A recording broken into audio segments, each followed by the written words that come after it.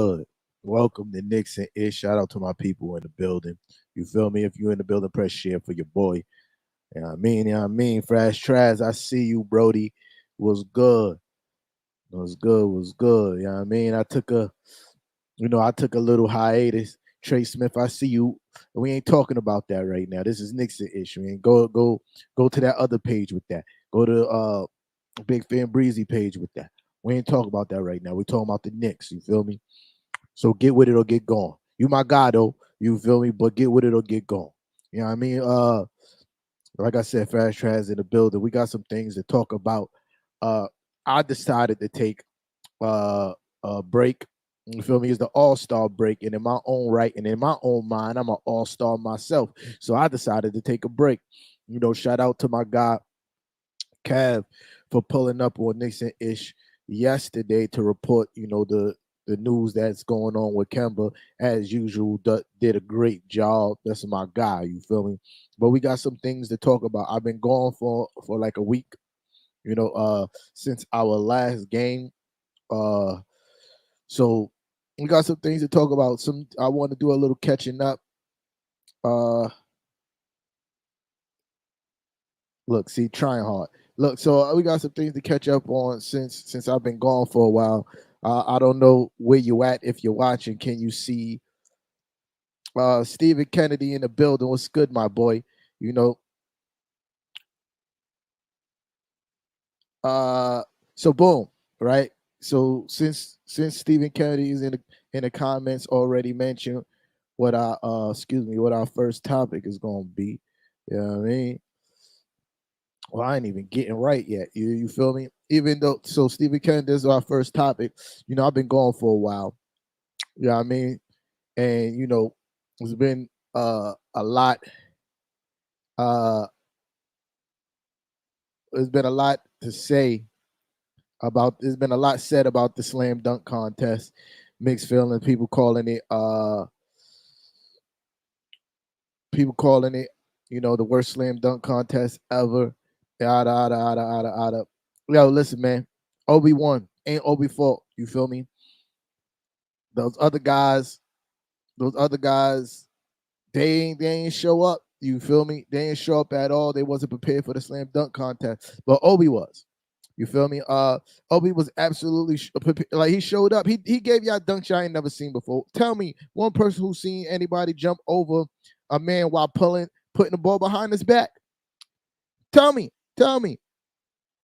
please tell me one person who ever seen that dunk before. Tell me who's seen a man uh not only hit you with the East Bay, but hit it off the glass before dunking. Tell me, this is not the first slam dunk contest where the winner missed a few tries of a dunk. This is not the first. You feel me? Those other guys was trash, absolutely. But Obi gave y'all a show. You feel me? Gave y'all dunks y'all ain't never seen before. It's not Obi's fault that nobody else came prepared. And I absolutely believe he got robbed on some of those dunks. That should have been a 50. The one behind the back jumping over a guy, that should have been a 50. Easily should have been a 50. Easily should have been a 50. His final dunk, I understand why you don't give him a 50 because he tried that dunk like mad different times before he got it in his last try. You feel me? So I understand why that may not be a 50, but it could have been a 50. That's a dunk you never seen before. The commentators should be ashamed of themselves commentating on the dunk contest, especially Kenny Smith.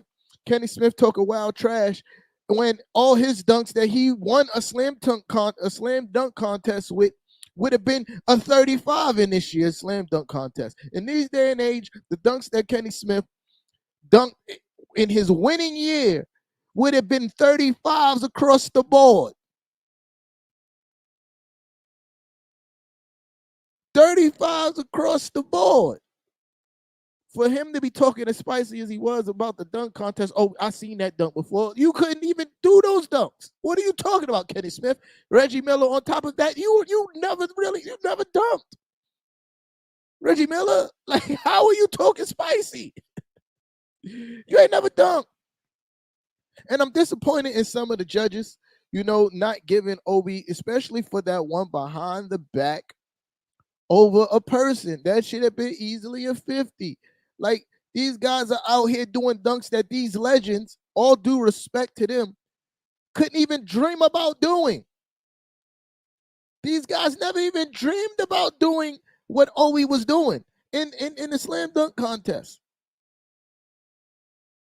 Never dreamed about doing it. If you would have told all those legends, Clyde the Glide, Dr. J, how is Isaiah Thomas a slam dunk judge? And he never dunked. But anyway, if you would have told any of those guys to go dunk the ball, but put the ball between their legs first in the air before they dunked it, they would have looked at you crazy because they wasn't doing that. That's something they never did.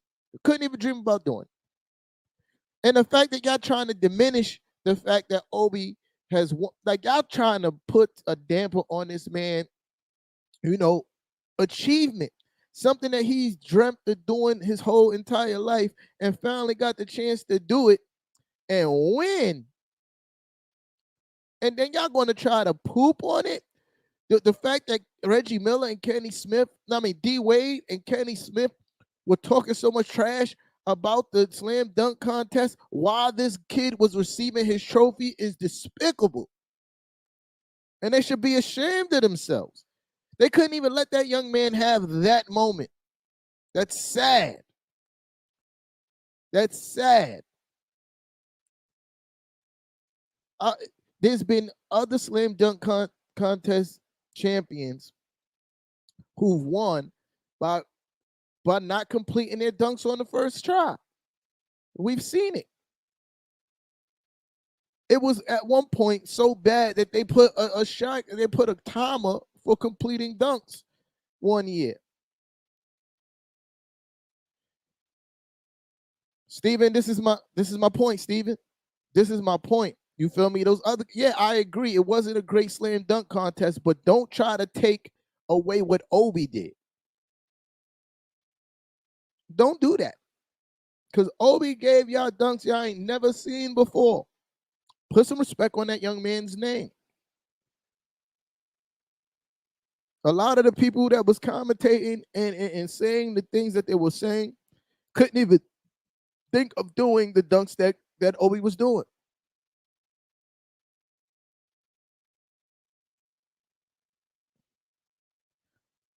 Oh, Tom Flowers, we not doing that. Oh, we're not doing that. We're not doing that, Tom Flowers. You out of here. You out of here, bro. No, we're not doing that. We're not doing that, bro. Get out of here with that. Word. This is a place you can have your disagreements wherever you want, but you're gonna be respectful when you pull up to Knicks N Ish. Shout out to my bro Nicovelli. We not doing that. We're not doing that. Y'all can have your disagreements over the debate, but we're not doing that here. You feel me? That's not what we're doing here. So you're out of here, Tom Flowers. Word. Word. But like I was saying, we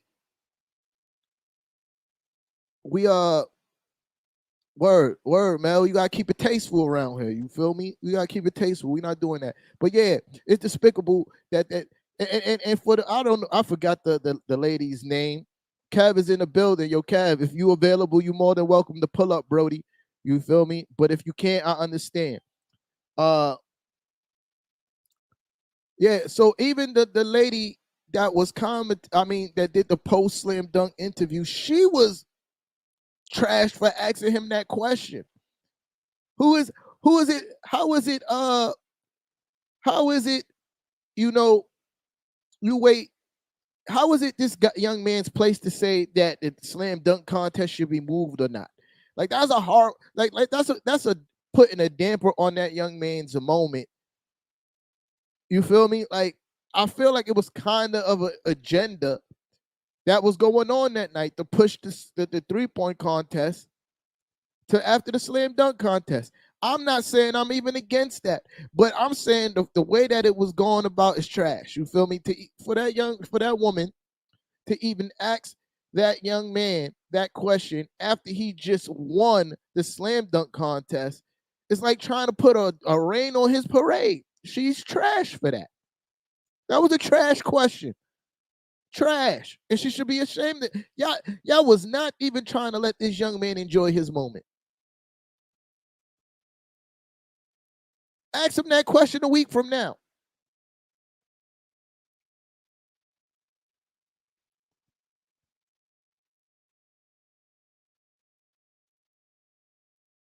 Yo, listen, Steven, I agree with you. I'm not saying that the slam dunk contest was the most entertaining slam dunk contest I've ever seen. I'm not saying that it wasn't bad. But what I'm saying is put some respect on Obi's name because it's not Obi's fault that nobody else was prepared.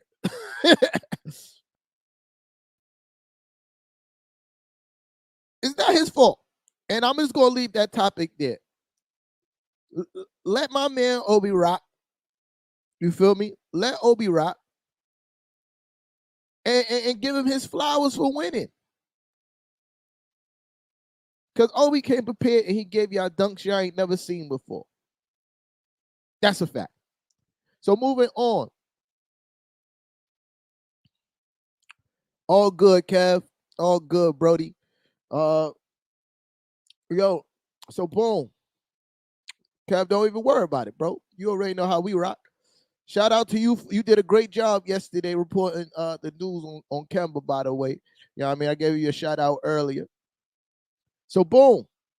Moving on to the next topic, we're going to talk about Charles Oakley's comment about the great Patrick Ewing.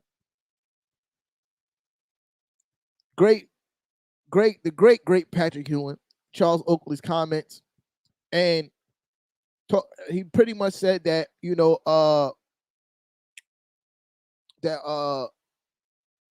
Patrick Ewing left his aggressiveness in Georgetown. He wasn't doing the things that put him in position to actually win a championship.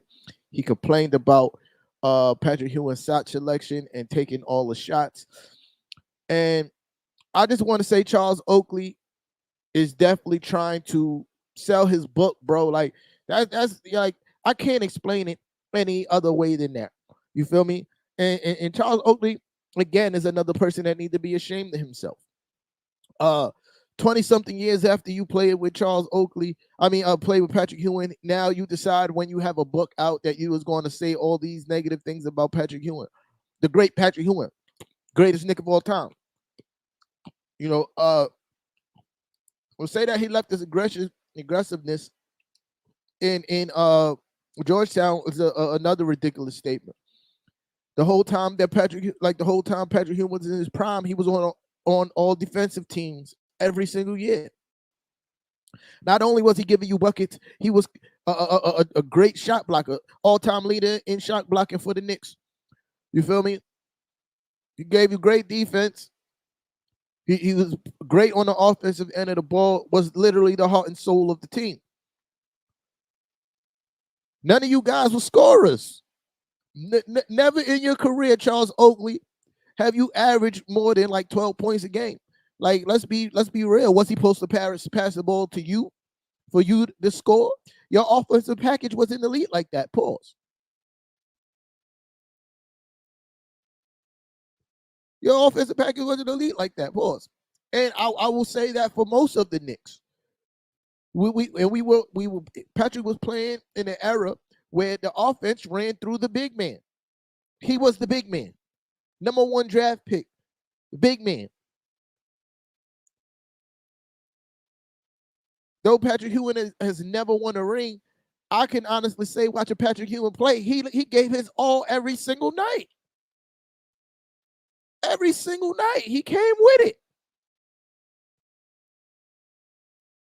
Charles Oakley, that is a despicable comment for him to even say that Patrick Ewing didn't do everything that he could to try to bring a championship to New York City. Patrick Ewing is one of the very few stars that's never played with an all-star. He had no all-stars on his team. How many champions you know that played and won a championship with no other all-stars on their team? How many? Not to mention he was going up against the great Michael Jordan. Going up against the great Michael Jordan and getting bumped.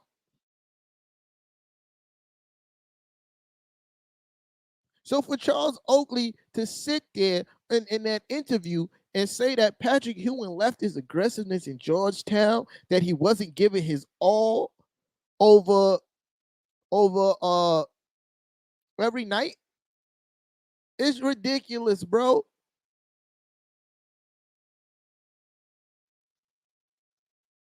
Stephen Kennedy again on point, bro.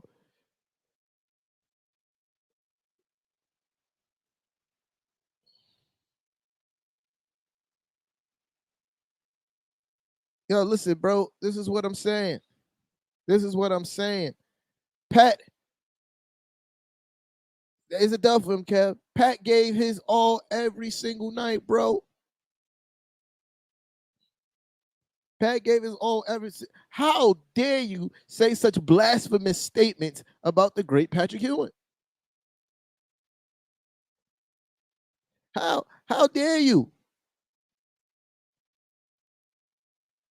Patrick Ewing took all of the shots because Curtis in the building. You know I gotta see. You know I gotta shout out my guy. You feel me, Curtis? I see you, bro. Yeah, you know you. How dare you, bro? Like I said, Patrick Ewing has never played with All Star. The offensive weight and the weight of the team's success was squarely on his shoulders. And he not only was he going against the great Michael Jordan and getting bumped most of those years of his prime. Look at the teams Michael Jordan had. They were all stars on those teams, man. And at the very least, he always had Scotty, all star, one of the 50 greatest players of all time, Scottie Pippen. Tell me who on that list of Knicks players that Patrick Ewing played with were on the 50 greatest players of all time? Nobody. That's the answer to that question.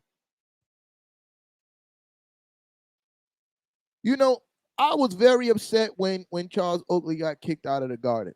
I thought it was a travesty, and I still think it's a travesty. Don't get me wrong. Don't get me wrong. You know, I still think it's a travesty of Charles Oakley being carried out of the Garden the way that he did. But ever since then, I think he's starting to show his true colors, man.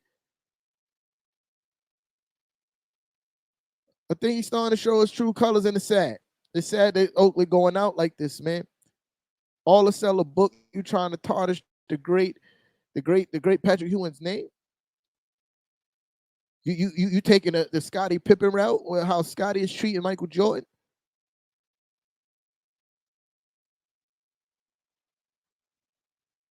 Like, oh, your rep wasn't really that big before you became a Knick, bro. Like, you was a solid player. They don't herald you in Chicago the way they herald you in New York City.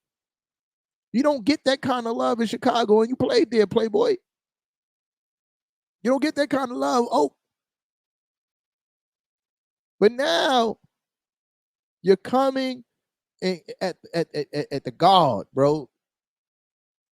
Trying to put a stain on the legacy of the great Patrick Ewing. You can't do it. You can't do it.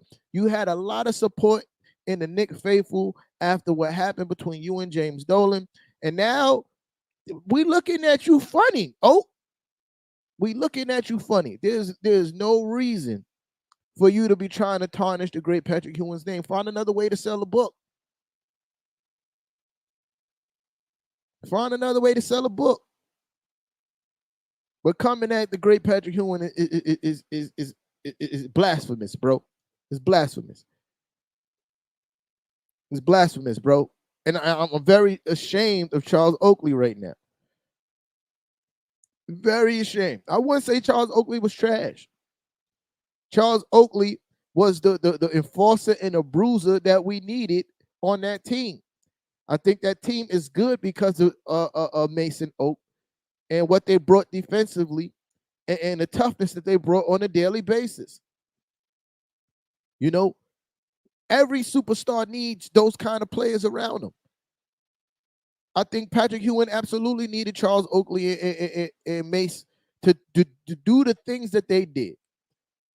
They keep him being able to go and get buckets. That's how teams were structured back then. You always had that one guy that was with the smoke and did all of the gritty, hustle, grimy things that you needed him to do while your superstar was able to focus on getting buckets. And that's what Oak brought. And it respected him for that. But what he's doing now in trying to tarnish Patrick Ewing's name is despicable. It's despicable, and he should be ashamed of himself to try to sell a book. Should be ashamed of yourself. Patrick Ewing left his toughness in Georgetown. How? Man was contested everything. Pat contested everything, even if it meant getting dunked on and put on a poster. What are you talking about? The leader in blocks in New York Knicks history. What are you talking about?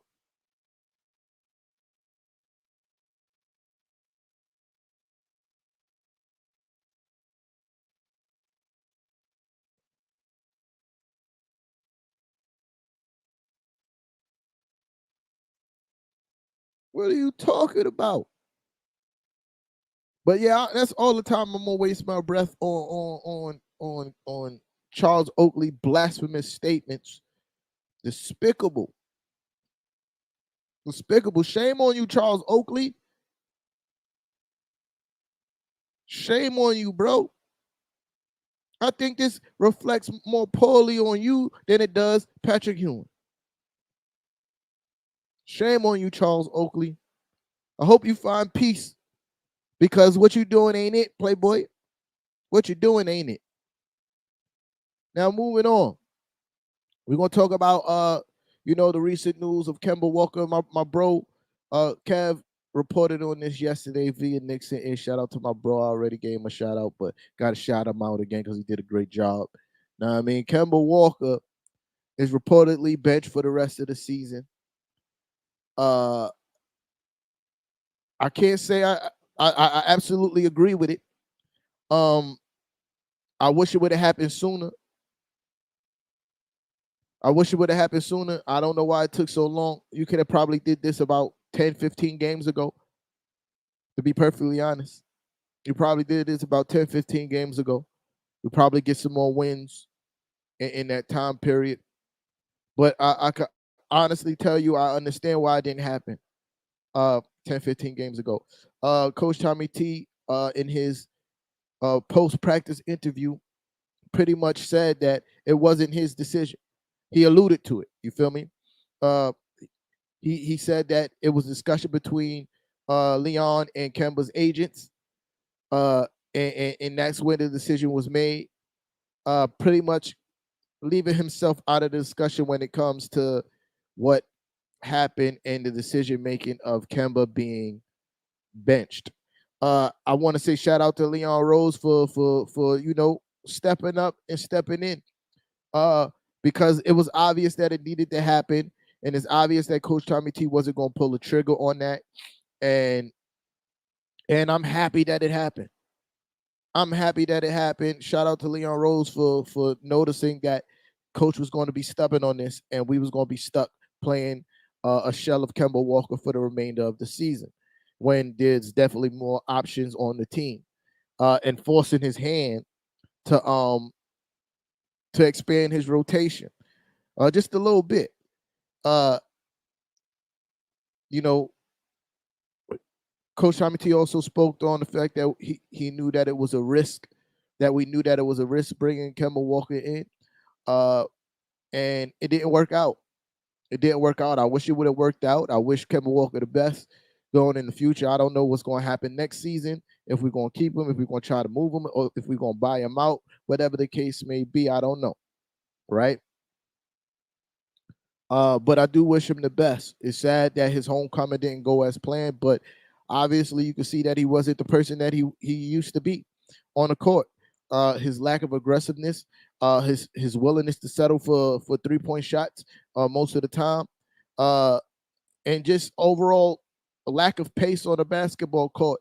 It just shows that his knees are in worse shape that we thought coming into the season. They in the beginning of the season they spoke. Coach Tommy T spoke to Kemba Walker being able will be playing back to backs, and that wasn't mostly the case this season. Uh, and Kemba wasn't that. Kemba wasn't that. You feel me? He wasn't that. He wasn't able to play the back to backs the way that was expected of him this year. And just poor play, man. Too many times that we've seen him get 20 minutes of empty play, like no real production on the basketball court. And I'm just happy that we'll no longer be seeing that. There's other options. There's other options on the basketball team. And Kemba just ain't it, man. He ain't that guy no more, bro. He is not that guy no more. And it's sad to see, and it's sad to say. But hey, shout out to Leon Rose for stepping up and making the right choice and going over Coach Tommy T's head and benching Kemba.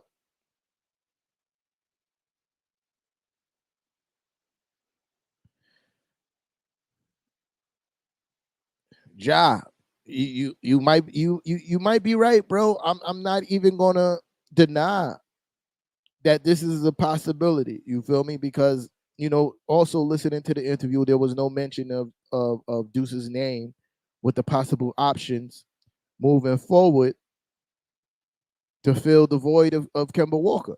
You know what I mean? To fill the minutes of Kemba Walker. You know, he's sticking with the same old adage: if you give other people minutes, you got to take minutes away from somebody else. Yes, sir. That's exactly what you need to do, Coach Shabby T.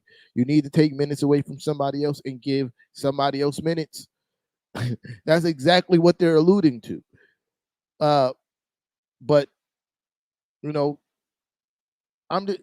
whoever gets the minutes, it's a better look than Kemba Walker getting the minutes at this point. That's my point. I'll take Derrick Rose for 35 minutes a game for the remainder of the season. He missed like 20-something games, bro. I take Derrick Rose playing 35 minutes for the remainder of the season. He's been rested. I'm not saying don't get me wrong. I'm not saying that that's the right choice. I'm saying that's just the better choice than Kemba Walker getting 20 minutes. That's all I'm saying.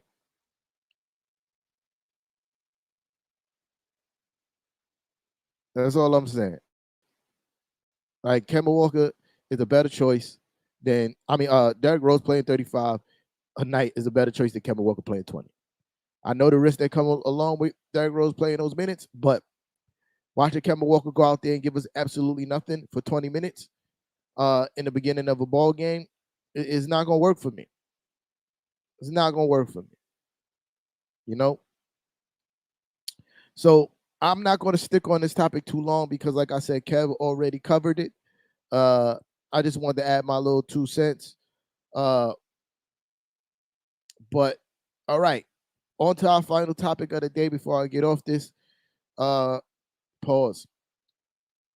My post-all expectations versus my post-all-star reality, right? My expectations of what's supposed to happen or what's going to happen versus what's the reality of what's actually going to happen, right?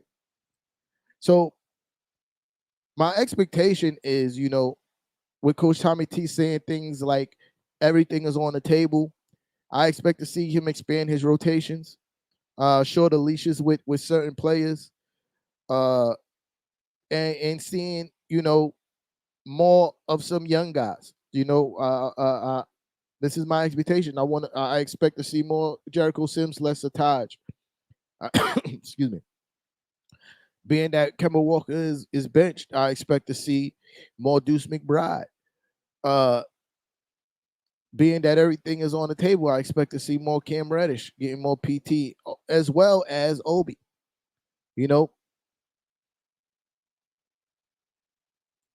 Kev, you are not the only one, bro. You are not the only one. You are not alone. I am here with you. In the words of the great Michael Jackson, R.I.P. You feel me? If Deuce don't get any burn, I'm gonna be tight. I'm gonna be tight. You feel me? But that's part of my expectation. I expect to see Obi get more minutes. I expect to see Cam get more minutes.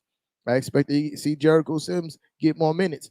If everything is truly on the table, like Coach Tommy T said, you know, pre All-Star break. Those are the things I'm expecting. You know, uh, those are things I'm expecting when it comes as far as rotation. Now, moving on to what I expect as actual play, you know, with the return of, you know, with the return of D Rose and RJ Barrett, I expect to see, you know, a uptick in wins. You know, there was a lot of things that we missed in the time that RJ Barrett was out. Uh, coupled with the way that Julius Randle was playing, and you know, uh, in Derrick Rose, I feel like closing out games is a key component, right? So let's just look at the stats, you know, of the last 7 games played from each player. You know, though Julius Randle has seen a lot of flack, received a lot of flack for his play over the season. Last 7 games, he's been an absolute monster. The last 7 games he played, he's been an absolute monster. 29.4 points a game, 12.4 rebounds, and 6.3. 12. Oh, I did that backwards. That's my apologies, yo. That's supposed to be assists and rebounds are mixed up on the thing. Assists and rebounds is mixed up because I make my own thing. Assists and rebounds are mixed up. Uh, Julius Randle is averaging 12.4 rebounds and 6.3 assists per game, right? And he's been playing like an absolute monster. Now you bring back the way RJ Barrett was playing before his injury. The And again, I mixed it up again on. Oh man, I messed this up bad. So you know, RJ Barrett averaging 21.6 points a game, uh, 4.6 rebounds, and 2.9 assists a game. I mixed those up on there too. My bad. You feel me? I was rushing to get here, but anyway, you add those two things up.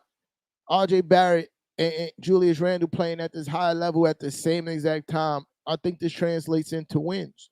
Uh, Not to mention, we got an honorable mention of Evan Fournier. He's been playing much better and consistent basketball as of late. If you can see him in the bottom left hand corner. Again, the assist and rebounds are mixed up. My bad. He was averaging 17.6 points a game, 2.4 assists, and 3.6 rebounds a game, right? Evan, and you add that from your start in 3 of your starters. 3 of your starters, you're looking at over 60, like around 67 points from just 3 guys in your starting 5, right? Who knows what the starting point guard position going to look like? But I know one thing that we sorely missed was Derrick Rose in the waning hours of a game, the waning moments of a game. You know, Derrick Rose has it before he went out, wasn't particularly playing well. He was only averaging like 10.7 points a game. I think Derrick Rose stats are right, though. 4.4 assists and 3.4 rebounds coming off the bench. This is a drop from what he was doing last year, especially in the points per game. I think last year he averaged around like 12 points a game. But we know what Derrick Rose brings to us in the fourth quarter. This is the reason why he's on here. You know, and the biggest knot on us when it comes to how we've been losing games has been closing out games. And Derrick Rose is an absolute closer. I think if Derrick Rose was on the court, we don't lose none of those 20-point leads. We win those games convincingly because Derrick Rose knows how to close games, right? Not only does he know how to close games as far as his scoring, he know how to close games. You know how to close games with his playmaking, being able to get guys set up, the appropriate pace that we need in the fourth quarter. Derrick Rose bring that, and it's very important that Derrick Rose is on the court. in the fourth quarter for us. I honestly and truly believe my expectations is that with Derrick Rose back in the lineup, we don't lose these leads. You know, uh, the most important thing is that we don't lose these leads with Derrick Rose on the court. You know, uh, it's hard to say that we've been playing terrible. You know, RJ Barrett alluded to that in his post practice interview today. Yesterday, excuse me. Um, that you can't really say that we've been playing horrible. We just haven't closed out games. You know, for you to be able to take these large leads, you have to be doing a lot of things right, right? You have to be doing a lot of things right. And throughout the game, you can see that the ball movement is a lot better in the first 2 to 3 quarters. Uh, the shooting is a lot better in the first 2 to 3 quarters. The energy is a lot better in the first 2 to 3 quarters in most of these games. You know, um, as of late, it's hard to say that we've been playing horrible. It's just the fact that we can't close out games, bro. You have to do a lot of good things to get these leads against these teams. Closing out games is just hasn't been our strong suit, this season. Period. There's a lot of things we could contribute to that. Uh, you know, one thing I contribute to it is, Alec Burke running the point in the fourth quarter. Heavy minute log for key players in the second half and not having the energy to close out games. A lot of shaky rotations and lack of in-game adjustments by the coach. Those are the things that we could contribute to, that I would contribute to some of the losses that we've taken as of late. But one thing I wouldn't contribute to us losing these games is us playing horribly. We haven't been playing horribly. We've been playing actually pretty good basketball. It's just closing out games, having that one stretch that makes us lose the game. And I really feel when Derrick Rose come back, that's kind of remedied. Ja, I see what you said about, developing the young players. To be perfectly honest, right? Even though I chant the mantra of play the young guys, you also have to realize Coach Tommy T said it, and I agree with him. There are a lot of young guys on this team. RJ Barrett is in the under 25 bunch. Emmanuel Quickly, he gets pretty sizable minutes, under 25 bunch. This Obi, we want Obi to get more minutes, but he do get some PT. You feel me? So it's a lot of, most of our players are under 25, bro. Julius Randle's a young player. Still, he's closer to the veteran side. He's still on the right side of 30. So when we say the young players are their players being developed, RJ Barrett is being developed, Quickly is being developed. My problem is, that Coach Tommy T has a preference for veterans over the young guys that I don't agree with. But to say that none of the young players are being developed, I have to disagree. I have to disagree because there are young players being developed on our team. And RJ Barrett is the biggest development of a young player that's happening right before our eyes. RJ Barrett is 21 years old, bro. And before he got injured, he played the best month of basketball in his life. There's a major development growth under the tutelage of Coach Tommy T. If you just look at RJ Barrett from his first season to his second season to where he is now, or where he was before he got injured. That's development, my friend. We just are all upset at the rotations, and you got veterans like Kemba Walker, who has not been playing particularly well, and you have a young player like Deuce, who's in the G League, absolutely scorching the G League, showing that he does not belong there, and he's an absolute NBA player.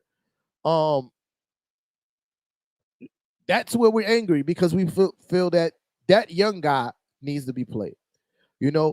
And as well as, as much as I love Taj, shout out to my junior high school 117 alumni. You know what I mean? Taj logging 20 something minutes per game over, Jericho Sims, who's an absolute physical specimen, pause. Uh a guy has amazing athleticism that needs to be getting PT over 37-year-old Taj Gibson, right? Those are the young players. And we're also upset at Julius Randle logging 37 minutes a game and not having the energy to close out games when Obi is only getting like 8-9 minutes a game, 11 at max. This is what we mean when we say play the young guys and develop the young guys. But to say that we don't develop any young guys or Coach Tommy T doesn't develop any young guys is inaccurate. There's young guys being developed. Like I said, Quickly is being developed. RJ Barrett's being developed. Obi's development is being slowed due to, the rotation choice of Coach Tommy T. But there's development happening there. We all want to see Cam Reddish play a little bit more. But, I'm still on the fire Coach Tommy T train. And we're going to get there. Why? Mr. Man was good. Yeah. But yeah, so there are players being developed, and my expectation is to see RJ Barrett continue to grow. He was very truthful in his post game. This is a fact. This is a fact. This is a fact. This is a fact, Stephen. This is true. He did help develop Wiggins because there was definitely a step in Wiggins' game. Wiggins coming from Cleveland was considered a bust. He was not fulfilling the prospect of where he was drafted, the number 1 draft pick. They were starting to consider Wiggins a bust. And you've seen improvements and steps to improvements in his game when he went to Minnesota. Not quite where he is now, but there was definitely improvements there, right? And then he goes to Golden State, and now he's having a pretty decent season. But yeah, Jimmy Buckets in Chicago was a very raw player when he came into the league. His offensive game was nowhere near what it is now. He was heralded more as a defensive player, and he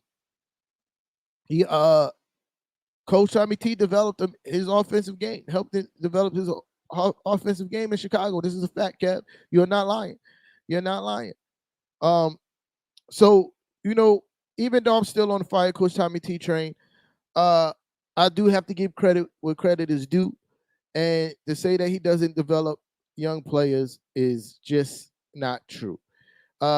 He does have a preference over leaning on his veterans a little bit too much. But Coach Tommy T mindset is to win now, and that's how he feels he needs to do it. But to say that he's not developing young players is inaccurate, right? But like I was saying about RJ Barrett is that I expect to see continued growth in RJ Barrett game. I like the way, the offense has looked, even though we've been losing. Most recently in the first 3 quarters, the offense looked well. The tempo and the pace that we've played with, leading into the All-Star break for most of the game is tailor-made for RJ Barrett's game. A lot of chances for him to get into transition and use his strength to finish at the basket or draw fouls. And also, a lot more chances for wide open 3-point shots at the corners where he likes to shoot.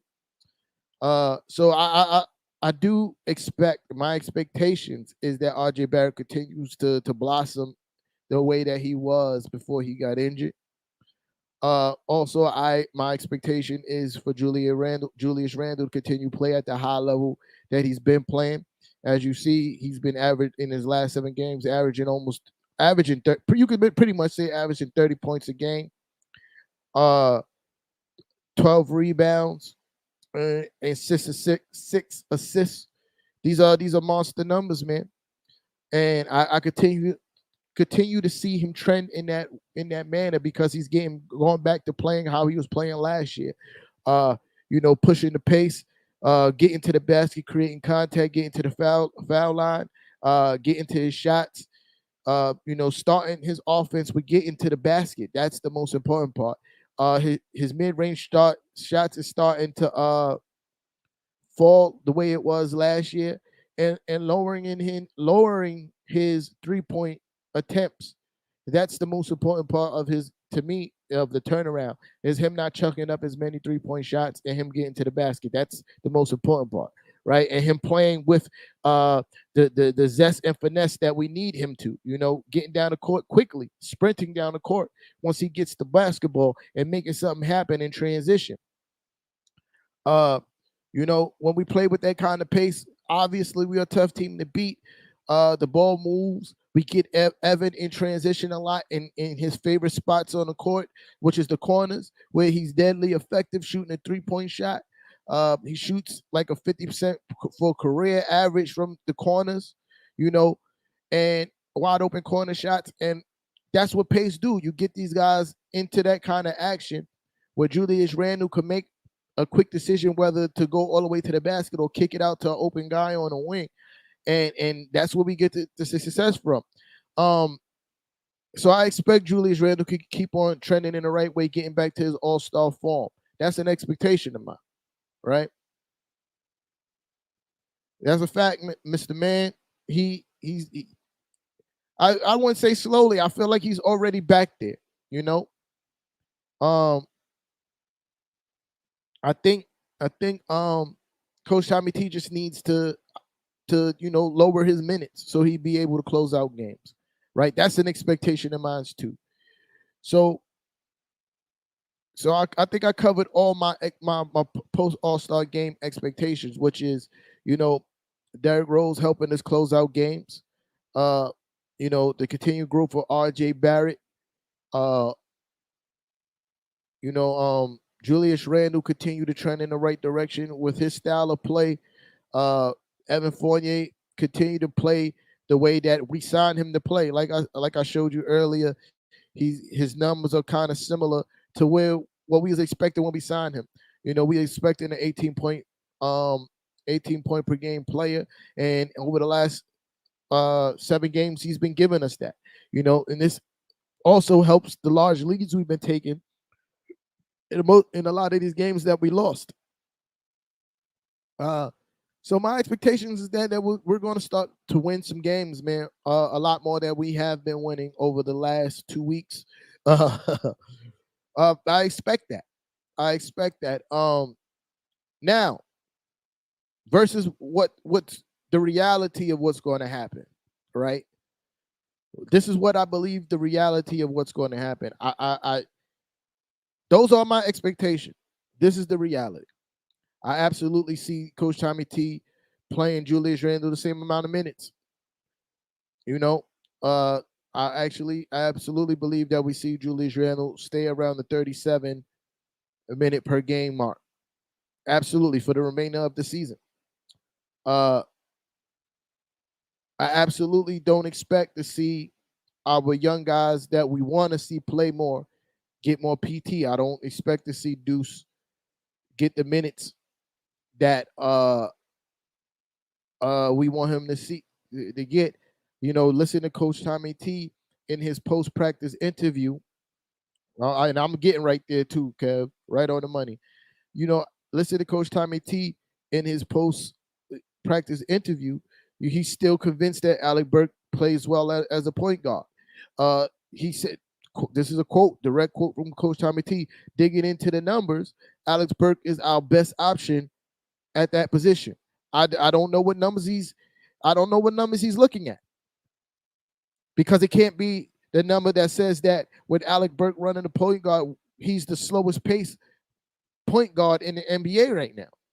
And he's not a point guard, but he's the slowest pace point guard in the NBA right now, dead last. Can't be that number. Can't be that Alec Burke has the lowest fourth quarter points on the team, but has the highest fourth quarter minutes. Can't be that number. Can't be that number that he's looking at. But in his mind, Alec Burke for him is still the best option. Alec Burke is still the best option at the point guard. I don't get it. I don't understand it. When there's other viable options. Other viable options. I like Quick at point guard better than Alec Burke. I'll start Quick at point guard over Alec Burke. I'll start Miles McBride in point guard over Alec Burke. I like Derrick Rose coming off the bench. I think what he does for the second unit, him playing with the likes of Obi, hopefully Cam gets. That's another thing. I don't think Cam. We see an uptick in Cam's minutes. I think they actually diminish with the with RJ Barrett being back in the rotation. But I think Derrick Rose playing with Cam Reddish and Obi would be amazing to watch. A bench squad of Obi, Derrick Rose, Quick, Cam, Obi, and I wish Jericho could get the PT. Jericho Sims would be absolutely amazing. It'll be Showtime basketball for real. But I don't think that's going to happen. I think Alec Burke is going to eat up a lot of those minutes. Is going, the 2 and the 3 position minutes are going to be split between Evan, RJ, and Burks. I don't see that we get and Quick. And Quick. He's going to be in there too, especially coming off the bench playing with Derrick Rose. So at least as far as the 2 guard minutes go, right? So we got the culmination of that. I don't see, Coach Tommy T giving Cam those minutes, even though he should. It makes absolute sense that he should. I think he should take away some of the minutes that Alec Burke play and give some of those minutes to Cam Reddish. Absolutely. Between Alec Burke and Fournier, whoever's not playing well in the beginning of the game, you snatch some of those minutes and give Cam those minutes. I think you absolutely should. If Kemba Walker is being benched for the remainder of the season, that's a fact. If Cam Reddish, if Kemba Walker is being benched for the remainder of the season, I absolutely believe that you give McBride a shot at running point. If not starting, at least off the bench, right? But that's not a reality for me, right? That's not what's reality. Like let's be perfectly honest. And we've all seen Coach Tommy T coach throughout this season. I don't see him deferring from who he is as a coach. I don't see him just mixing everything up, even though he claims that everything is on the table. I don't see him doing that. I see Alec Burke starting that point. So be prepared for that. A lot for the remainder of the season. I see that's a reality. I see that happening. I see the bench coming back. A reality is that the bench is going to come back into form. The bench has been the weak part for our team in most recent games. I believe that absolutely comes back into form with Derrick Rose on the court. Just the pace that he could get these guys and knowing how to get people the basketball where they like the ball at. I think we start seeing Obi start trending back in the right direction with his style of play with Derrick Rose on the court, because Obi's been kind of on a down slump in the minutes that he's been receiving. Except for the last couple games, he was playing pretty good. But for the most part, since Derrick Rose been down, he hasn't been playing as well, right? But that changes with Obi, right? So that's a reality. The bench comes back, right? And this is what makes me believe that even though,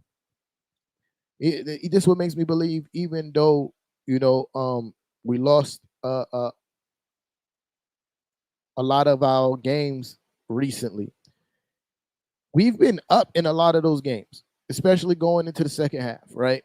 And, and we've been up, and we haven't been able to close out these games. We've done a lot of good things, and I think with how well I believe that the bench is the reality of the bench coming back into form with Derrick Rose and how well the bench is going to play and how well Derrick is at closing out games. Um, uh, I believe that we win more games, man.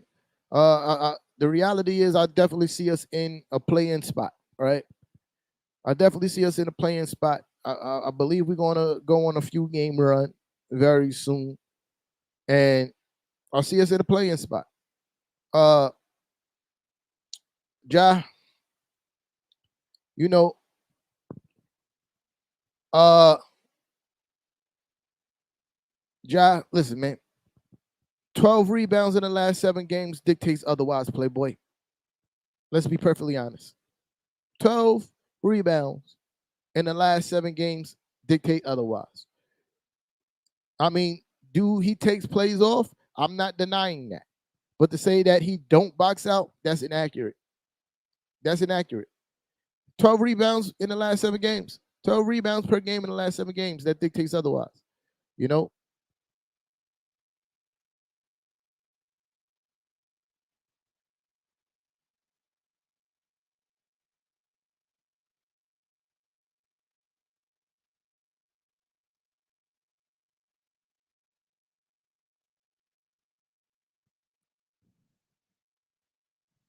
I was getting ready football. Uh, that's not necessarily true. Well, RJ was out, so he's he he's a shooter, right? He's a shooter. Um, but quickly, even though he's been struggling, he's a shooter. And he's been running the point. Uh, but the thing is, I don't even think that this team should be a 3-point shooting team and chucking up a lot of threes. I think we crush teams when we're running the floor and getting to the basket. You know, we get to the basket, and I think Steven, I think the reason why it's not consistent because we haven't been playing basketball the right way. A lot of the threes that a lot of the guys take are coming off of screen and rolls and chucking up the three, right? It's not coming off a ball moving and getting wide open shots. Because when we do that, we smoke guys and we shoot at a very high efficiency when that's happening. When guys are penetrating, getting to the basket, getting 2 feet into the paint, and kicking the ball out and ball rotation happen and we get wide open shots, we shoot 3-pointers at a very high efficiency and at a consistent basis. But when we're doing things like, high screen and roll and shooting off of that, that's when there's a problem. That's where there's a problem. But when we're moving, when we play, exactly, Kev, when we play aggressive and we get into the basket, get into the foul line, making the right reads and kicking the ball out to the 3-point line and getting ball movement, we shoot at a very high clip.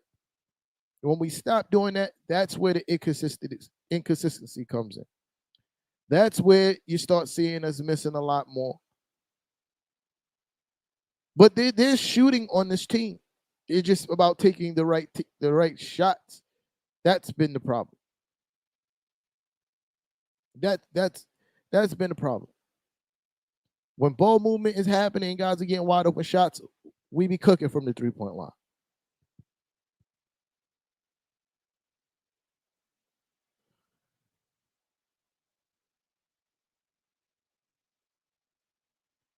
Yeah, but that's what I expect, and that's what the reality is, man. The reality is that we're fighting for a play-in spot. I absolutely believe that we could make it.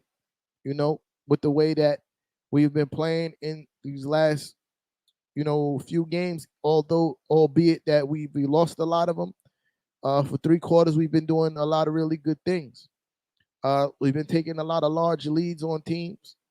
We've been coming out with the right type of intensity and the right type of energy. Now the key is us, closing these games. That's it. And I really believe that Derrick Rose is the key to that. I also believe RJ Barrett is the key to that. I also believe that RJ Barrett was playing in some of those games that we had those 20-point leads, we don't lose. Because RJ Barrett is going to force the issue and get to the basket and get us to the foul line. Now, one thing I need him, and I hope he's been working on in his timeout, is his free throw shooting. That has to be better for him. Especially coming down the stretch of games, has to be better, right? But I also think that we win a lot of those games if RJ Barrett was playing.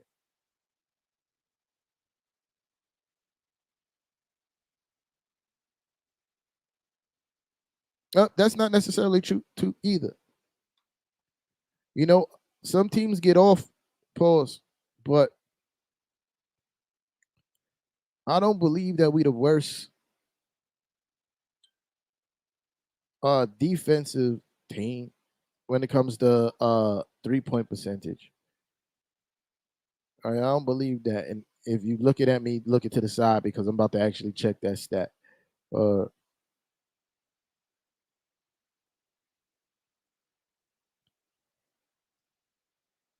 boom. Opponents 3.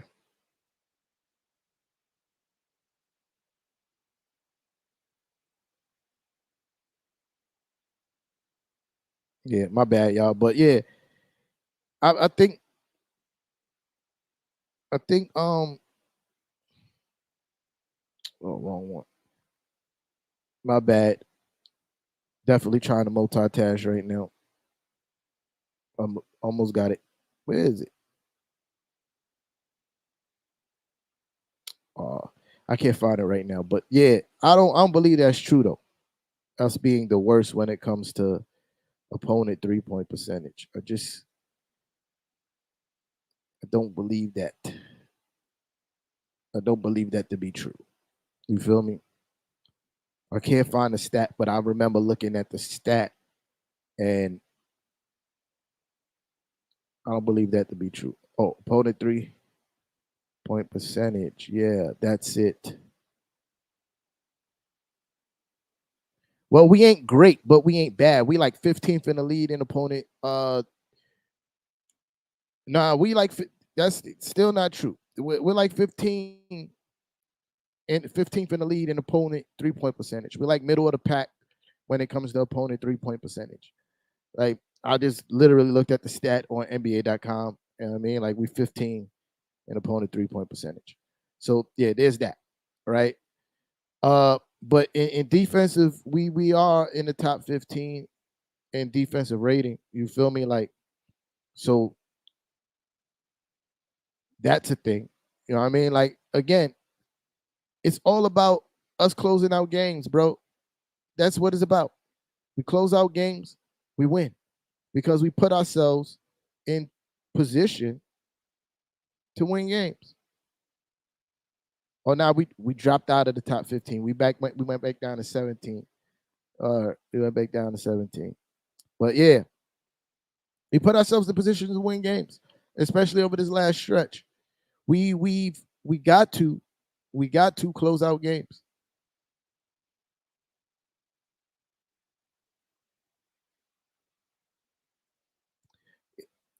So this is true, Stephen. And I blame that a lot on that big drought that we had, like after we won. That we went to that 5-1 start, and we started struggling like crazy. But we had a stretch of like 20 games where we were like number one in defensive rating, right? We we were holding a lot of teams under, you know, 100 points. And over this recent stretch,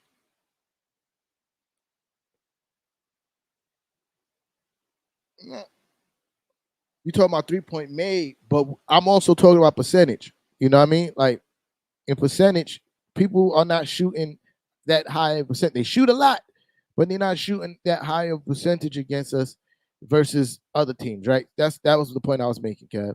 But yeah, we had that stretch where we was keeping a lot of guys under 100 points, and and I think recently we went back down because of our inability to close out games. You know, we start out good, and then we hit that point where teams just start turning up on us and end up winning, right? Um,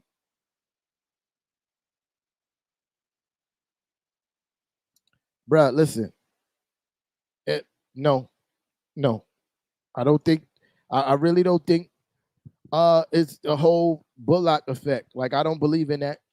I don't believe in that because I've seen this team be able to play, team defense at a really high level, and hold teams to really low scoring points. You feel me? Uh,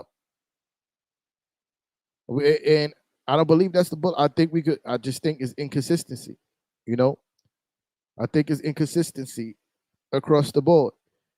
As far as the starting lineup go, as far as the bench, like is that's the problem. Like we have times where the starting five will play really great defense and the bench won't, and vice versa, right? I think last year the difference was that both units played defense really well the whole game, right? And that's the difference. Reggie Bullock, not trying to knock him, he did a great job uh defensively, but I don't think the massive drop in our defensive rating this season was because we lost Bullock. Or Elf, because Elf in the second half of the season barely got any minutes. He started the game, and then once he got subbed out, it was clipped for him. So yeah, I don't credit it to neither one of them. I just believe that it was an inconsistency in defensive intensity when it comes to the starting lineup and the bench.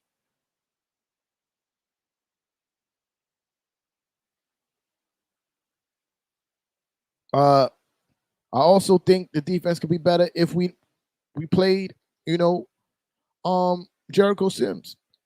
I think Taj coming off the bench is playing, out of position. He does some good things. I'm not saying he don't. I got mad love for Taj, but I think that him being not a center. One, he's not a center. He's 6'9", bro. Like he's not a center. And when he's playing against prototypical centers, he gets eaten a lot, right? And that's a problem. Like you can play Taj against smaller lineups. When people want to play small ball, absolutely put Taj in there. He's gonna eat. But when you got centers, like real live centers, 7-footers, he should not be. That's a problem. You know, Noel, we all know that Noel, he's plays 1-2 games and out for like 10. So I'm not even counting on him. I'm just saying, like, you put Jericho Sims in that place. Uh, I've seen the improvement in Jericho Sims defensively. Yes, he still missed some assignments, but the whole team does, right? And but for the most part, he's usually always in the right place. He's usually always in the right place when it comes to pick and rolls and help defense. He's usually always in the right place. He gets beat mostly on, you know, veteran savvy, and him not being on the court enough to be aware of these veteran trick moves, right? So yeah, so I think that remedies, the second unit center problem. Just play Jericho Sims, but the reality is he's not going to see that time, right? Uh, that's last year, Steven, and he's hurt, and I'm not even factoring him into the conversation right now. When he's on the court, he's not the same guy. His lateral movement is poor. If you look at him moving, I used to say he looks lost on the court, and then I took a deeper look at it. Uh, he just can't move, bro. His lateral movement is shot. Whatever's going on with his knee is not allowing him to be able to move the way he was moving last year. A lot of those blocks that he got really came off of help defense situations. You know, And he can't move the way he was moving last year to get those same blocks. So I think like when he's on the court, he's become more of a minus than a positive. You know, I would absolutely give Jericho Sims those minutes over Taj and Noel at this point because Noel is not healthy and it's obvious. And it's obvious. And I think even coming out of the All-Star break, I believe I saw that he's still on the injury report for not being able to play on Friday.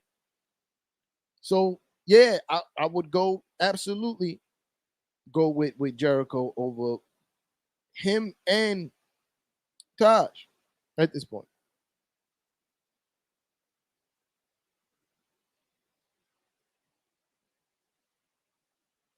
Yeah, I'm I'm I'm looking at stuff live while I'm on the air. Or well, they didn't update Noel's status, but they still have him listed on the injury report. You feel me? And and that's the problem. All right, that's the problem. How long he's been out and his knee is still messed up. Like not only do I think you pack up Kemba Walker, you also pack up Noel. Let's give Jericho Sims a look, a real look. Uh, because every time he step on the court, he makes an immediate impact immediately, and I want to see that more.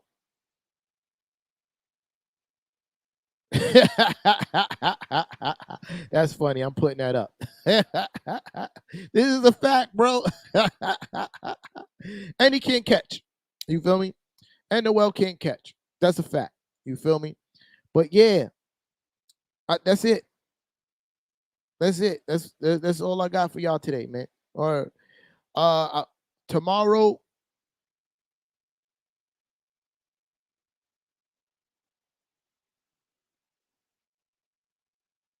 yeah. Tomorrow, I'll be on Who Run the City with Big Fan Breezy. He in the comments trying hard. You feel me? Like being a try hard right now. Uh, but yeah, tomorrow, Who Run the City? I wanna Breezy. We gotta talk, man. The Knicks play tomorrow. Since we doing this from home, let's try to move this up if we can. You heard? Word. I'm trying to like watch that game in real time because then I'm gonna do the post game right after. You feel me? So yeah. So I will get back to you as far as what the start time for Who Run the City is, and then hopefully I'll do a post game for the Knicks game right after. But yeah, I'll see y'all tomorrow, man. Tune in if you're not already. Follow everything. We it's all on the bottom of the screen. Follow us on Twitter, IG, Facebook, Twitch, YouTube. We here. You feel me? I appreciate you, Ja. You know what I mean? I appreciate all y'all for pulling up. If you didn't already, hit some of those emojis, those like buttons. You know what I mean? Like do all that. You know what I mean? Let this algorithm go up. I need people. I need the world to see this. You feel me? I need the world to see this. You feel me? So yeah. Uh yeah, Curtis, I appreciate you for pulling up, but yeah, get out of here with that. Get out of here with that. Where's Bonds? Huh? Know what I mean? But yeah, appreciate y'all for pulling up. We're gonna do this. We're gonna do this again tomorrow. Uh, we're gonna do this again tomorrow. If you haven't done it already, go follow us on Who Run the City. Uh, yeah, I mean, on most platforms, it's KVN Who Run the City. Facebook is KVN Who Run the City. YouTube KVN Who Run the City. Twitter is just Who Run the City. Uh, yeah, follow us, man. Pull up for watch me cook Big Fan Breezy tomorrow, like I normally do. You know what I mean? like I normally do. Pull up. You know what I mean?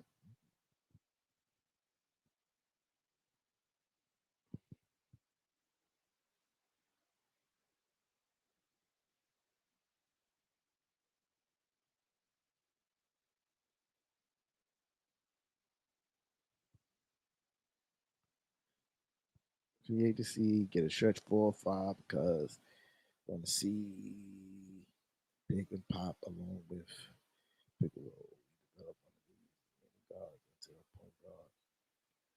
Yeah. So I don't know. I don't know. You talking about a stretch for Julius Randle ain't going nowhere. So who minutes he gonna take? Julius Randle ain't going nowhere. And as long as Coach Tommy T is the coach, Randle's gonna play 37 minutes a game. So where he's getting minutes at? That's the question. That's the answer I have for that. You feel me? I'm not saying that your want is wrong, but the reality of the situation is that you go get a stretch for what? Julius Randle ain't going nowhere. And he shouldn't. And that's a fact. I get a lot of you guys hate him for whatever reason, but he's not going anywhere. Get used to it. You know what I mean? So appreciate y'all for pulling up. I'm off this. I holla. Oh, hold on. You know what I mean, everybody be having. I be watching a lot of people. They be closing out their shows, word, with music.